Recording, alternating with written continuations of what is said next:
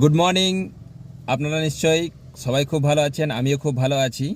তো আজকের ভিডিওটা তাদের জন্যে যেনারা হচ্ছেন যে কোনো কাজ করতে গিয়ে একটু আধটু কাজটা করার পর ধৈর্যটাকে হারিয়ে ফেলেন, যারা বিরক্ত হয়ে ওই কাজটাকে বন্ধ করে পালিয়ে আসেন, ওনাদের উদ্দেশ্যে এই ভিডিওটা করা। চলুন একটুখানি দেখা যাক।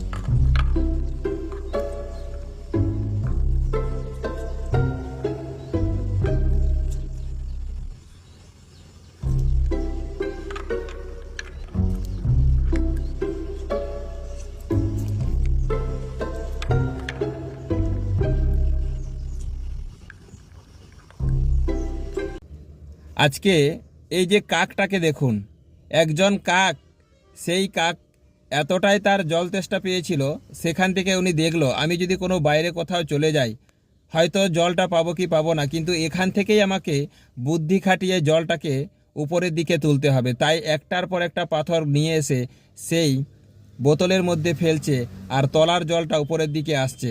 শেষ পর্যন্ত কিন্তু সে জল তেষ্টাটাকে মেটাতে পারল।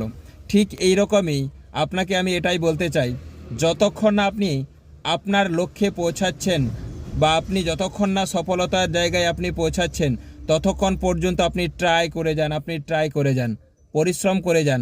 সফলতা একদিন আপনার কাছে এসে চুমা খাবে।